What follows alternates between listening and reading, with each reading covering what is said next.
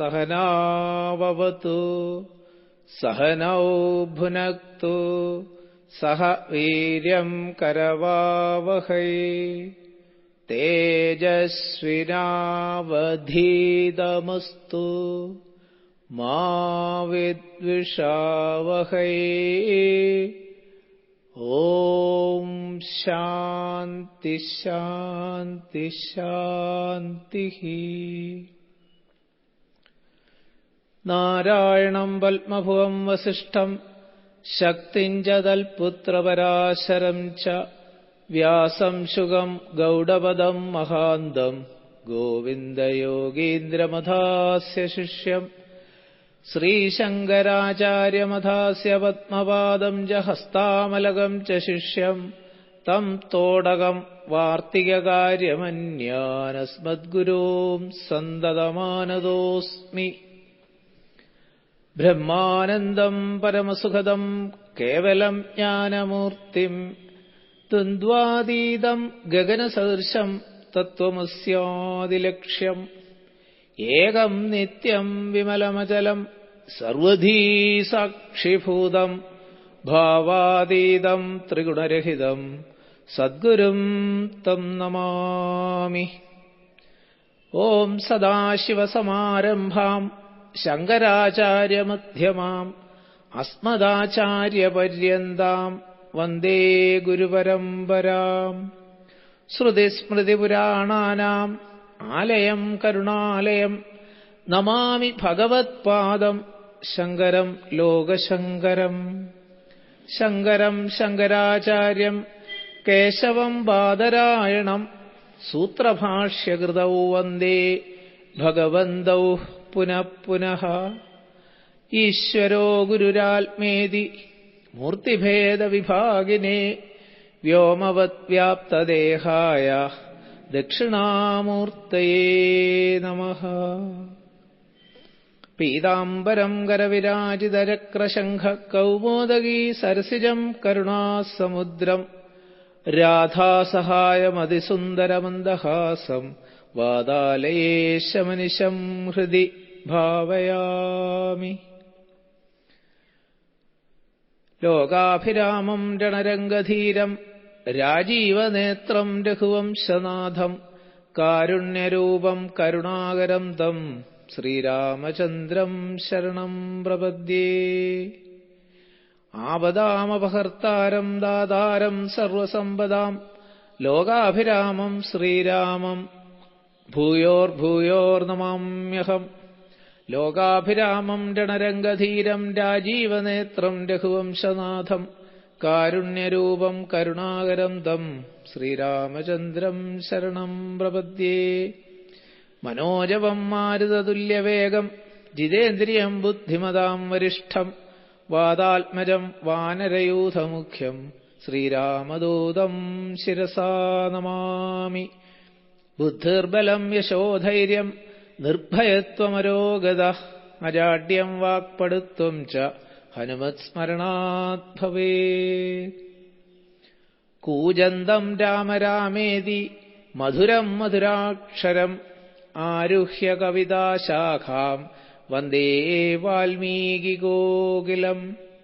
സാനന്ദരൂപം സകലപ്രബോധം ആനന്ദദാനാമൃതപാരിജാതം മനുഷ്യപത്മേഷു രവിസ്വരൂപം പ്രണൗമി തുഞ്ചത്തഴുമാര്യപാദം.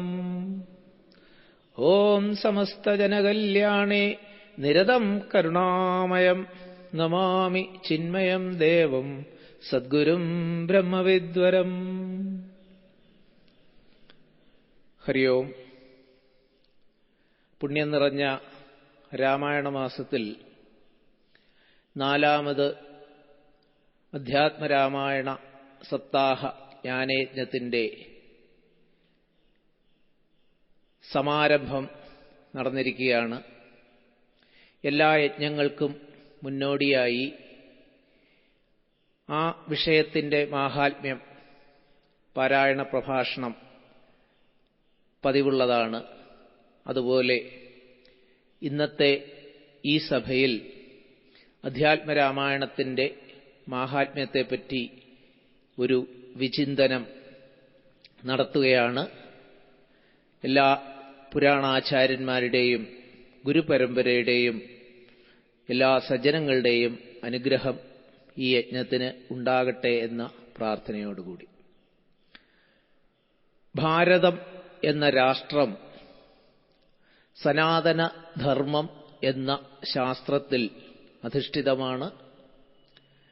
ഏത് രാജ്യവും രാഷ്ട്രമാകുന്നത് ഒരു ശാസ്ത്ര സംഹിതയിൽ അധിഷ്ഠിതമായ സംസ്കാരത്തോടുകൂടി പുരോഗമിക്കുമ്പോഴാണ്. രാജ്യം ജിയോഗ്രാഫിക്കലായിട്ടുള്ള ഭൂമിശാസ്ത്രപരമായിട്ടുള്ള അതിർത്തിയെ മാത്രം സൂചിപ്പിക്കുമ്പോൾ രാഷ്ട്രം എന്ന വാക്ക് ഒരു കൂട്ടം ജനത സംസ്കാരത്തിൽ ഉൾക്കൊണ്ടുകൊണ്ട് സമാധാനമായി ജീവിക്കുമ്പോഴാണ്. ഒരു ഹൗസ് എങ്ങനെയാണോ ഹോം ആകുന്നത് അതുപോലെ ഭാരതം എന്ന രാഷ്ട്രം സനാതനധർമ്മം എന്ന സംസ്കാരത്തിലാണ് അധിഷ്ഠിതമായിരിക്കുന്നത്. സനാതനധർമ്മം വേദം എന്ന ശാസ്ത്രത്തിലാണ് അധിഷ്ഠിതമായിരിക്കുന്നത്. എങ്ങനെയാണോ ക്രിസ്ത്യാനിറ്റി ബൈബിളിലും മുഹമ്മദിനിസം ഇസ്ലാം മതം ഖുർആനിലും അധിഷ്ഠിതമായിരിക്കുന്നത്, അതേപോലെ ഹിന്ദുമതം എന്ന് ഇന്ന് സാർവത്രികമായി അറിയപ്പെടുന്ന സനാതനധർമ്മം അടിയുറച്ചിരിക്കുന്നത് അഥവാ സനാതനധർമ്മത്തിന് അടിസ്ഥാനമായിരിക്കുന്നത് ഈ വേദം ആണ്. സനാതനധർമ്മം എന്ന വാക്കിനെപ്പറ്റി അല്പം മനസ്സിലാക്കാം. സനാതനം എന്ന ശബ്ദം കൊണ്ട് സൂചിപ്പിക്കുന്നത് ഒരിക്കലും നശിക്കാത്തത് എന്ന് അർത്ഥം വരുന്ന ഇറ്റേണൽ എന്ന ഇംഗ്ലീഷ് പദം കൊണ്ട് സൂചിപ്പിക്കുന്ന ഒന്നാണ്. ധർമ്മം എന്ന് സൂചിപ്പിക്കുന്നത് ഏതൊന്നാണോ അതിനെ ധരിച്ചു നിൽക്കുന്നത് അതുകൊണ്ടാണ് എന്ന്.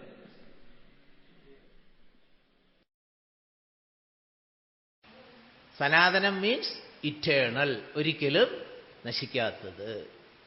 ധർമ്മം എന്ന വാക്കിനെ കുറിച്ച് വിശദീകരിക്കാൻ സമയമില്ല, കാരണം ഒരുപാട് ഒരു ദിവസം മുഴുവൻ പറഞ്ഞാലും തീരില്ല ധർമ്മം എന്നുള്ള വാക്കിനെ കുറിച്ച്. ധാരയതി ഇതി ധർമ്മ, എന്താണോ താങ്ങി നിർത്തുന്നത് അതാണ് ധർമ്മം. ധരിക്കുന്നതെന്തോ അത് ധർമ്മം എന്ന് മാത്രം ചെറുതായിട്ട് മനസ്സിലാക്കാം. പിന്നെ ഒരു വാചകം കൂടെ ധർമ്മത്തെക്കുറിച്ച് സൂചിപ്പിക്കാം. ഒന്നിന്റെ സാന്നിധ്യം നിർണയിക്കുന്നത് എന്തോ അതാണ് അതിന്റെ ധർമ്മം. പഞ്ചസാരയെ പഞ്ചസാരയാക്കി നിർത്തുന്നത് എന്താണ്? മാധുര്യം. അതിന്റെ വെള്ള നിറമോ അല്ലെങ്കിൽ ചുമന്ന നിറമോ ഒന്നുമല്ല അല്ലേ? അപ്പൊ യാതൊന്നുണ്ടെങ്കിൽ ഒന്ന് അതായിട്ട് നിലനിൽക്കുന്നു. തിരിച്ചും പറയണം, യാതൊന്നിന്റെ അഭാവത്തിൽ അതല്ലാതെ ആയിത്തീരുന്നു. അതാണ് അതിന്റെ ധർമ്മം. അതാണ് ധർമ്മം എന്നുള്ളതിന് നമ്മുടെ നിർവചനം എന്ന് പറയുന്നത്. നമ്മുടെ ശാസ്ത്രത്തിൽ ഒരിക്കലും ഏതെങ്കിലും ഒരു വശം മാത്രം പറഞ്ഞാൽ അതൊരു കൺക്ലൂസീവായിട്ട് അംഗീകരിക്കില്ല എന്നർത്ഥം. ഏതാ ഈ ഒരു വശം എന്ന് പറഞ്ഞാൽ? ഏതൊന്നുണ്ടെങ്കിൽ എന്ന് മാത്രം പോരാ, ഏതെന്ന് തിരിച്ച്. ഇതിനാണ് അന്വയം വ്യതിരേകം എന്ന് ശാസ്ത്രത്തിൽ സൂചിപ്പിക്കുന്നത്. ഭാഗവത മന്ത്രം ആദ്യത്തെ മന്ത്രത്തിലൊക്കെ അതാണ് സൂചിപ്പിക്കുന്നത്. ജന്മാദ്യസേതോന്വയാത് ഇതരതഃ. അന്വയം കൊണ്ടും വ്യതിരേകം കൊണ്ടും യാതൊന്നിനെയാണോ ബോധിപ്പിക്കുന്നത് അതാണ് ആ പരമമായ സത്യം. അപ്പം അന്വയം കൊണ്ടും വ്യതിരേകം കൊണ്ടും, അന്വയം എന്ന് പറഞ്ഞാൽ പോസിറ്റീവ് അസർഷൻ, ഏതൊന്നുണ്ടെങ്കിൽ മാത്രമാണോ അതായിട്ട് നിലനിൽക്കുന്നത്. ഈ അതെന്നുള്ളിടത്ത് നമ്മൾ ഇപ്പം അഗ്നിയെക്കുറിച്ച് നമ്മൾ പറയുകയാണെങ്കിൽ എന്ത് പറയും? അഗ്നിയെ നിലനിർത്തുന്നത് അതിന്റെ ഈ വിളക്കോ അതിന്റെ നാളമോ ഒന്നുമല്ല, പിന്നെ അഗ്നിയുടെ മുഖ്യധർമ്മം ചൂടും വെളിച്ചം എന്നുള്ളതാണ്. ചൂടും വെളിച്ചം ഉള്ളതുകൊണ്ടാണ് അഗ്നി. ചൂടില്ലാത്ത ഒരു അഗ്നിയെക്കുറിച്ച് സങ്കല്പിച്ചു നോക്കും. ഈ രാമായണം യുദ്ധകാണ്ഡം വരുമ്പോൾ നമുക്ക് കാണാം, ഹനുമാൻ സ്വാമിക്ക് അതറിയുന്നത് ചൂടില്ലാത്ത അഗ്നിയെക്കുറിച്ച്. അതെന്തുകൊണ്ട്? ദേവന്മാരുടെ അനുഗ്രഹമൊക്കെ നേരത്തെ കിട്ടിയതാണെന്ന് ഇവിടെ പറയുന്നുണ്ട്. അപ്പൊ ചൂടില്ലാത്ത അഗ്നിയെക്കുറിച്ച് നമുക്ക് സങ്കല്പിക്കാൻ കഴിയുന്നില്ല, മധുരമില്ലാത്ത പഞ്ചസാരയെക്കുറിച്ച് സങ്കല്പിക്കാൻ കഴിയുന്നില്ല. എന്തുകൊണ്ട്? അതുള്ളതുകൊണ്ടാണ് അത് അതായിട്ട് നിൽക്കുന്നത്. അതിന്റെ അഭാവത്തിൽ അതല്ലാതായി തീരുന്നു. ഇതാണ് ശരിക്കും ധർമ്മം എന്നുള്ളതിനെക്കുറിച്ച് ശരിക്ക് സൂചിപ്പിക്കാനുള്ളത്. അപ്പോൾ ഇവിടെ നമുക്കതെന്താണ് പ്രസക്തി? ധർമ്മം എന്ന് പറയുമ്പോൾ നമ്മെ നാമാക്കി നിലനിർത്തുന്നത് എന്താണ്? ഈ പറഞ്ഞ ടെസ്റ്റ് അതുപോലെ നോക്കിക്കോളൂ. ഏതൊന്നുണ്ടെങ്കിൽ നമ്മളൊക്കെ നമ്മളായിട്ട് നിലനിൽക്കുന്നു, പിന്നെ ഏതൊന്നില്ലെങ്കിൽ ഇതൊന്നും അല്ലാതെയാകുന്നു. നമ്മളൊക്കെ ഇപ്പൊ ഈ ഇതുപോലെ ഇരിക്കുന്നതും സംസാരിക്കുന്നതും കേൾക്കുന്നതും ഒക്കെ എന്തുള്ളത് കൊണ്ടാണ്? കൊടുത്തിരിക്കുന്ന സാരിയുടെ ഭംഗിയാണോ, വെച്ചിരിക്കുന്ന കണ്ണാടിയുടെ ഗുണമാണോ, ഇരിക്കുന്ന ചാക്കിന്റെ ഗുണമാണോ? ഒന്നുമല്ല. പിന്നെ നമ്മുടെയൊക്കെ ഉള്ളിൽ എന്തുള്ളതുകൊണ്ട്? ചൈതന്യം ഉള്ളതുകൊണ്ട്. അതിപ്പോ ചൈതന്യമാരുടെ പ്രസംഗം കേട്ടിപ്പോ അതോ ഏതായാലും ഉറപ്പായിട്ടുണ്ട് ഗുരുവായൂരപ്പ. ചൈതന്യം, പരമമായ ചൈതന്യം, പ്രകാശം, ഭഗവാൻ, ജീവൻ, ആത്മാവ്, ഇതൊക്കെ നമുക്ക് പരിചിതമായ വാക്കുകളാണ്. അതുള്ളത് കൊണ്ടാണ്. അപ്പൊ ഈ മുമ്പേ പറഞ്ഞ നിർവചനം ഓർത്തോളുക. ഏതൊന്നുള്ളത് കൊണ്ടാണോ ഇതൊക്കെ അതായിട്ട് നിലനിൽക്കുന്നത്? പിന്നെ ഏതൊന്നില്ലെങ്കിൽ ഇതൊന്നും അതല്ലാതെ ആകുന്നുവോ? അതാണ് പരമമായ ധർമ്മം. അപ്പൊ ധാരയതി ഇതി ധർമ്മ. എന്താണോ താങ്ങി നിർത്തുന്നത്? That which supports. സബ്സ്ട്രാറ്റമായിട്ട് നിൽക്കുന്നത് എന്താണ്? സപ്പോർട്ട് ചെയ്യുന്നത് എന്താണ്? സ്ട്രെങ്തൻ ചെയ്യുന്നത് എന്താണ്? സ്റ്റിമുലേറ്റ് ചെയ്യുന്നത് എന്താണ്? എൻലിവൻ ചെയ്യുന്നത് എന്താണ്? ഇല്യൂമിൻ ചെയ്യുന്നത് എന്താണ്? എൻലൈറ്റൻ ചെയ്യുന്നത് എന്താണ്? ഒരുപാട് വാക്കുകളുണ്ട് പറയാവുന്നത്. അതാണ് പരമമായ ധർമ്മം. അപ്പൊ പിന്നെ ധർമ്മം ധർമ്മം എന്ന് ഉപയോഗിക്കുന്നു. അതൊക്കെ പിന്നെ താഴോട്ട് വരുന്ന അർത്ഥമാണ്. വലിയ ധർമ്മത്തിന് എത്രയോ അർത്ഥം കൊടുത്തിട്ട് പിന്നെ തീരാതെ എക്സെട്ര എന്ന് പറഞ്ഞിട്ടാണ് കൊടുത്തിരിക്കുന്നതെന്നാണ് പറയുന്നത്. കാരണം ധർമ്മത്തിന്റെ അർത്ഥം അത്ര പെട്ടെന്ന് പറഞ്ഞു തീർക്കാൻ പറ്റില്ല, വളരെ വ്യാപകമായ അർത്ഥം. പിന്നെ നമ്മൾ സാധാരണ അനുഷ്ഠിക്കുന്നതിനെ എന്തുകൊണ്ട് ധർമ്മം എന്ന് പറയുന്നു? ഈ പരമമായ നമ്മുടെ ഈ പറഞ്ഞ ഭാവത്തെ അറിയാൻ ഉപകരിക്കുന്നതിനെയൊക്കെ ധർമ്മം എന്ന് പറയുന്നു. നമ്മുടെ ഗുരുനാഥൻ സൂചിപ്പിക്കാറുള്ള ഉദാഹരണം, തൃശ്ശൂർ ചെല്ലുമ്പോൾ 2 ട്രെയിൻ നമ്മൾ ബോംബെക്ക് പോകാൻ ചെല്ലുകയാണ്. ബാഗൊക്കെ ആയിട്ട് ചെല്ലുമ്പോൾ സ്വാഭാവികമായിട്ടൊരു അണപ്പൊക്കെ കാണുമല്ലോ. ബാഗൊക്കെ എടുത്ത് തൂക്കി പിടിച്ച് ചെല്ലുമ്പോൾ ഏട്ടായി ബോംബെ 1-ാം നമ്പറിൽ, തിരുവനന്തപുരം 2-ാം നമ്പറിൽ എന്ന് പറഞ്ഞാൽ എന്താ അർത്ഥം? ബോംബെ ഇവിടെ വന്നു എന്നാരും ധരിക്കുകയില്ലല്ലോ, അല്ലേ? ഒട്ടും കോമൺ സെൻസ് ഇല്ലാത്തവർ പോലും അത് ധരിക്കുകയല്ല. പിന്നെന്താ അർത്ഥം? വിശദീകരിച്ചാൽ എന്ത് പറയണം? 1-ാം നമ്പർ പ്ലാറ്റ്ഫോമിൽ കിടക്കുന്ന ട്രെയിനിൽ കയറിയിരുന്നാൽ നിങ്ങൾക്ക് ബോംബെയിൽ എത്താം. ഇത് വിശദീകരിക്കേണ്ട ആവശ്യമില്ലല്ലോ, അല്ലേ? ഇതുപോലെയാണ് ഈ ധർമ്മം എന്നുള്ള വാക്ക് ഉപയോഗിക്കുന്നത് ഈ അർത്ഥത്തിൽ. അതായത് എന്തെന്ന് അനുഷ്ഠിച്ചാൽ നിങ്ങൾക്ക് നിങ്ങളുടെ പരമമായ ഭാവത്തിൽ എത്താം. പരമമായ ഭാവം എന്താണെന്ന് നമ്മൾ കണ്ടു കഴിഞ്ഞു. സനാതനധർമ്മത്തെക്കുറിച്ചൊന്നും വിശദീകരിക്കാൻ ഉദ്ദേശിച്ചതല്ല, പക്ഷേ ഭഗവാന്റെ എന്തോ ഒരു സങ്കല്പം വേണ്ടി വരുന്നു. അപ്പൊ അത്ര ആശയം വ്യക്തമായി എന്ന് വിചാരിക്കട്ടെ. അതുകൊണ്ടാണ് നമ്മുടെ ധർമ്മം സനാതനധർമ്മമാണ്. ഈ സനാതനം എന്നുള്ള വാക്കിന്റെ മറ്റൊരു അർത്ഥം കൊണ്ട് സൂചിപ്പിക്കേണ്ടത് ഒരു പ്രത്യേക കാലഘട്ടത്തിൽ ഉണ്ടായി എന്ന് പറയാൻ കഴിയുന്നതല്ല. അതുകൊണ്ടാണ് അതിന് സനാതനം എന്ന് സൂചിപ്പിക്കുന്നത്. മറ്റുള്ളതിനൊക്കെ it has got a specific beginning, അല്ലേ? ഏതെങ്കിലും മറ്റുള്ള ഇതൊക്കെ നോക്കിക്കോളൂ, അല്ലേ? അതിനൊക്കെ ഒരു പ്രത്യേക ഡേറ്റ് കാണും. ഇന്നയാൾ ജീവിച്ചിരുന്ന ഡേറ്റ്, അത് എഴുതിയ ഡേറ്റ്, ഇതൊക്കെ ഉണ്ടാകും.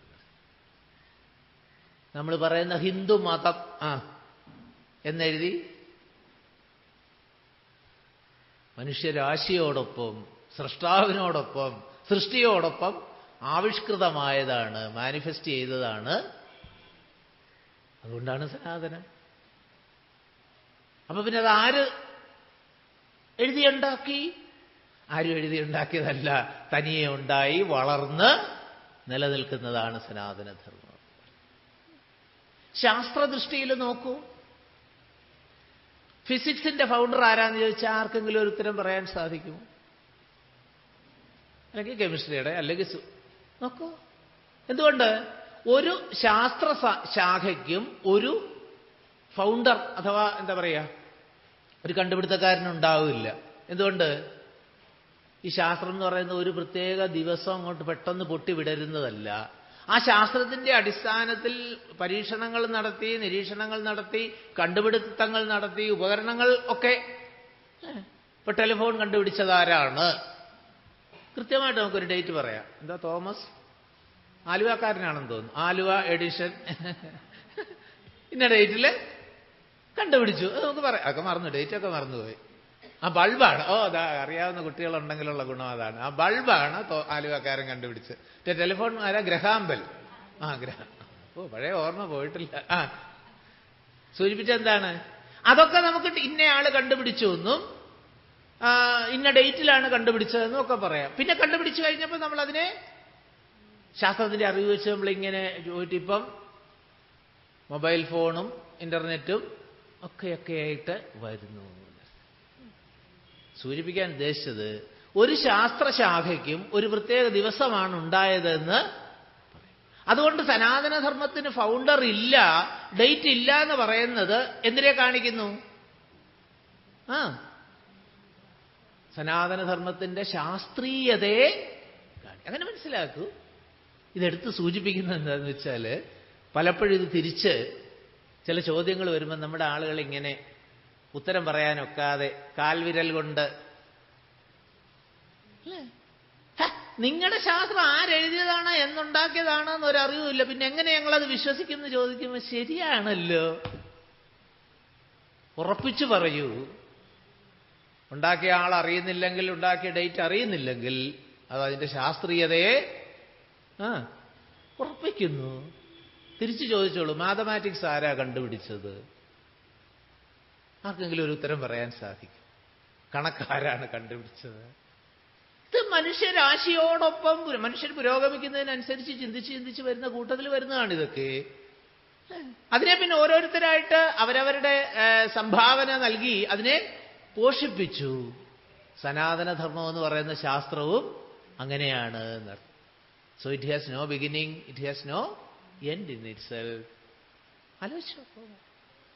ഇതൊക്കെ ഒന്ന് മനസ്സിലായെങ്കിലേ നമ്മുടെ സനാതനധർമ്മത്തെക്കുറിച്ച് നമുക്കൊരു അഭിമാനമൊക്കെ ഉണ്ടാവുകയുള്ളൂ. അല്ലെങ്കിൽ മറ്റുള്ളവരുടെ മുമ്പിൽ പലപ്പോഴും നമ്മൾ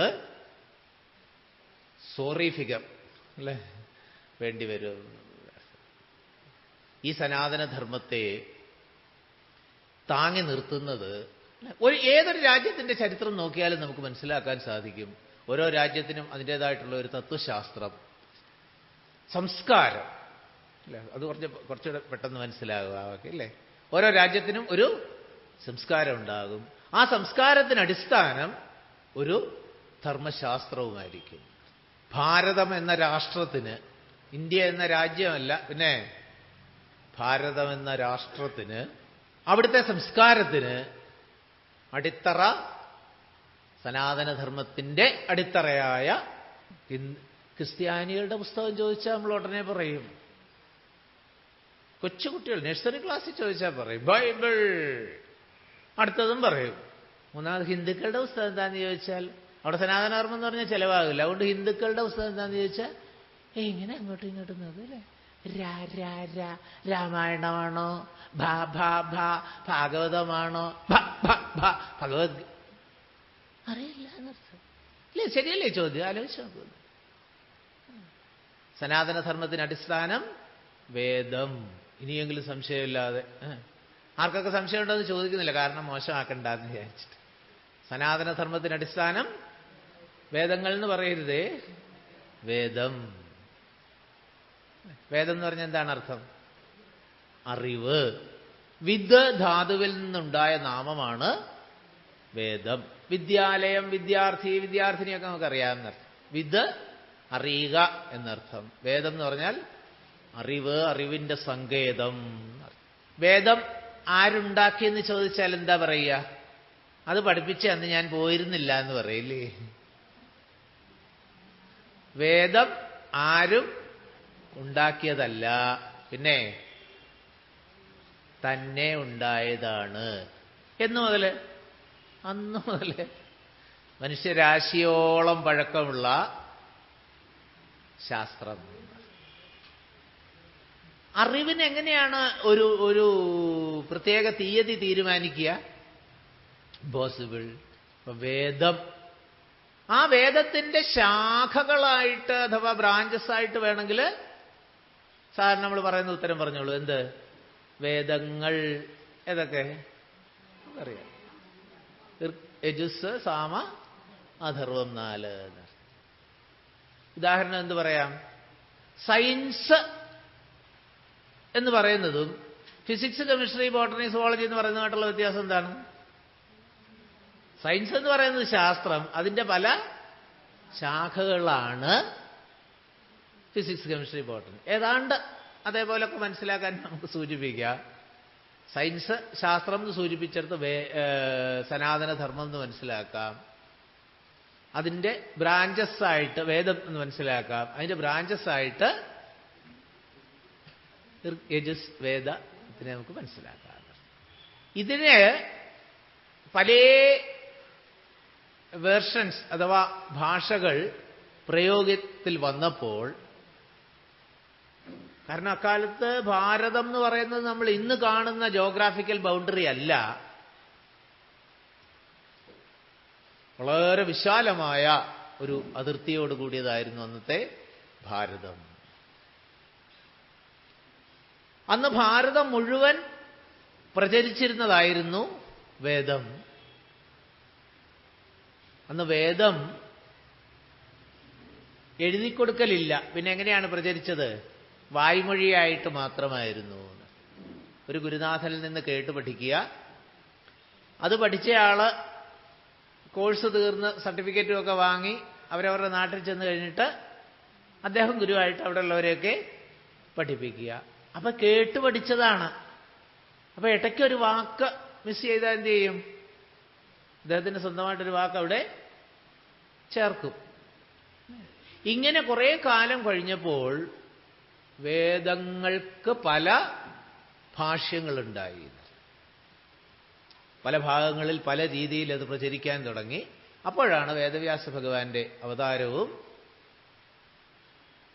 വേദവ്യാസ ഭഗവാനാണ് അതിനെ വേദങ്ങളെ വ്യസിച്ചതുകൊണ്ട് വേദവ്യാസൻ എന്ന് അറിയപ്പെടുന്നു. എഡിറ്റിംഗ്, കമ്പൈലിംഗ് എന്നൊക്കെ സൂചിപ്പിക്കുന്നു. അങ്ങനെ വേദത്തെ ശരിയാക്കിയെടുത്തയാളാണ് വേദവ്യാസ ഭഗവാൻ. അതുകൊണ്ടാണ് കൃഷ്ണദ്വൈപായനൻ എന്ന പേര് നമ്മൾ മറന്നിട്ട് വേദവ്യാസൻ എന്ന് മാത്രം പറയുന്നു. ശരിക്കുള്ള പേരെന്താണ്? കൃഷ്ണദ്വൈപായൻ. കൃഷ്ണൻ എന്നാണ്, ദ്വീപിൽ ജനിച്ചുകൊണ്ട് ദ്വൈപായനൻ. അപ്പോൾ വേദത്തെക്കുറിച്ച് ഏതാണ്ട് ഒരു ചെറിയ സൂചന നമുക്ക് മനസ്സിലായി. വേദകാലം കഴിഞ്ഞപ്പോൾ അതേ തുടർന്നുണ്ടായതാണ് ഇതിഹാസങ്ങൾ. ഇതിഹാസങ്ങൾ എത്രയാണ്?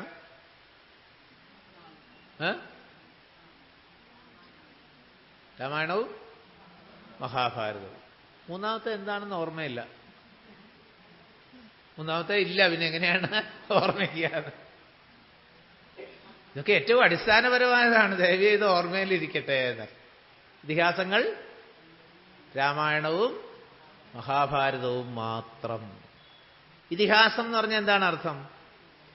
ഇതി ഹ ആസ, ഇപ്രകാരമൊക്കെ പണ്ട് നടന്നിട്ടുണ്ടായിരുന്നു, ഇതുപോലെയുള്ള ഒരാളൊക്കെ പണ്ട് ഉണ്ടായിരുന്നു എന്നൊരു അർത്ഥമുണ്ടായിരുന്നു. ഇതെല്ലാം വേദത്തിന്റെ താല്പര്യത്തെ പരിരക്ഷിക്കാൻ വേണ്ടിയിട്ട് പിന്നീടുള്ള കാലത്ത് വരുന്ന പ്രായേണ ബുദ്ധി കുറഞ്ഞവരെയൊക്കെ ഉദ്ദേശിച്ച് എഴുതപ്പെട്ടിട്ടുള്ളതാണ്. വേദ താല്പര്യത്തെ സംരക്ഷിക്കാൻ വേണ്ടിയിട്ട് അത് ആളുകളുടെ ഉള്ളിൽ പ്രത്യക്ഷമായിട്ടും പരോക്ഷമായിട്ടും എത്തിക്കാൻ വേണ്ടിയിട്ട് പിന്നീട് എഴുതപ്പെട്ടതാണ് ഇതിഹാസങ്ങളും പുരാണങ്ങളും. അപ്പോൾ ഒരർത്ഥത്തിൽ സനാതനധർമ്മത്തിൻ്റെ താങ്ങി നിർത്തുന്നത് എന്തൊക്കെയാണ്? വേദ, ഇതിഹാസ, പുരാണങ്ങൾ. പുരാണങ്ങൾ പ്രധാനമായിട്ട് 18 പ്രധാന പുരാണങ്ങൾ, 18 ഉപപുരാണങ്ങൾ, വേദവ്യാസ വിരചിതം. ഇതിഹാസങ്ങൾ മുതൽ ഇങ്ങോട്ട് നമുക്ക് രചയിതാക്കളുണ്ട്. വേദം ആരും എഴുതിയതല്ല എന്ന് പറഞ്ഞതുകൊണ്ട് ഇതിനൊന്നും ഓതറില്ല എന്ന് വിചാരിക്കരുതെന്ന്. രാമായണം ആരെഴുതി? എഴുത്തച്ഛൻ എഴുതിയെന്ന് പറയരുത്. വാൽമീകി രാമായണം എഴുതി. മഹാഭാരതം ആരെഴുതി? വേദവ്യാസ ഭഗവാൻ എഴുതി. ഇതൊക്കെ അടിസ്ഥാനപരമായിട്ട് അറിഞ്ഞിരിക്കണം. അങ്ങനെ വേദങ്ങൾ, ഇതിഹാസം, പുരാണങ്ങൾ. പുരാണം എന്നുള്ള വാക്കിന്റെ അർത്ഥം എന്താണ്? പുരാ ഇതി നവ, പഴയ കാര്യങ്ങളാണ് പറയുന്നത്, പക്ഷെ ഇന്നും പുതുമ നശിക്കാത്തത്. ഇത് ഒരുപാട് വിശദീകരിക്കാനുണ്ട്, സമയക്കുറവുകൊണ്ട് സൂചിപ്പിക്കുക മാത്രം ചെയ്യുന്നു. പുരാ ഇതി നവ. അപ്പം വേദ, ഇതിഹാസ, പുരാണങ്ങളാണ് സനാതനധർമ്മത്തെ അതാക്കി നിലനിർത്തുന്നത്, അഥവാ സനാതനധർമ്മത്തിൻ്റെ അടിസ്ഥാന ശിലകൾ ഇതാണ്. മറ്റൊരർത്ഥത്തിൽ പറയാറുണ്ട് പ്രസ്ഥാനത്രയം. ആ വാക്കും കൂടി സൂചിപ്പിക്കട്ടെ.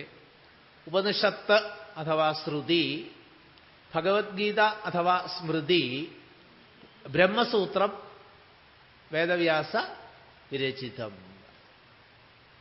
ഭഗവത്ഗീത മഹാഭാരതത്തിന്റെ ഭാഗമാണെങ്കിലും പ്രസ്ഥാനത്രയം പറയുമ്പോൾ അതിനെ പ്രത്യേകമായിട്ട് സൂചിപ്പിക്കുന്നു. ഉപനിഷത്ത്, ഭഗവത്ഗീത, ബ്രഹ്മസൂത്രം, ഇതിനെ മൂന്നിനെയും കൂടെ ചേർത്ത് പ്രസ്ഥാനത്രയം. ഇത് മൂന്നുമാണ് ഈ സനാതനധർമ്മത്തിന് അടിസ്ഥാനം. അങ്ങനെ സൂചിപ്പിക്കാറുണ്ട്. ഇതിഹാസത്തെക്കുറിച്ച് സൂചിപ്പിക്കുന്ന ഒരു വാക്ക് ധർമാർത്ഥ കാമമോക്ഷാണാം ഉപദേശ സമന്വിതം പൂർവവൃത്തം കഥായുക്തം ഇതിഹാസം പ്രചക്ഷതേ. ധർമ്മ അർത്ഥ കാമമോക്ഷം ഈ പുരുഷാർത്ഥങ്ങളെ പറഞ്ഞു തരുന്നതായിരിക്കണം ഇതിഹാസങ്ങൾ. പിന്നെയോ കേട്ടുകേൾവിയും പൂർവചരിത്രവും പാരമ്പര്യോപദേശം കൊണ്ട് പ്രസിദ്ധവുമായിരിക്കണം. ഇതിഹാസം എന്ന് പറഞ്ഞിട്ട് വേറെ എന്തെങ്കിലും ചുമ്മാതെ എഴുതാൻ പറ്റില്ല എന്നർത്ഥം. പണ്ട് നടന്നിട്ടുള്ള ഉണ്ടായിരുന്ന കഥാപാത്രങ്ങളെ ബന്ധപ്പെടുത്തിക്കൊണ്ടായിരിക്കണം. അതേസമയത്ത് അതിൽ ഈ പുരുഷാർത്ഥപ്രാപ്തിക്കുള്ള ഉപദേശം ഉണ്ടായിരിക്കണം. സാമൂഹ്യ ജീവിതവുമായിട്ട് ബന്ധപ്പെട്ടതായിരിക്കണം. കൊണ്ടാണ് പറയുന്നത് പുരാവൃത്ത പരാമർശം ഉള്ളതുകൊണ്ടാണ് അതിനെ ഇതിഹാസം എന്ന് പറയുന്നത്.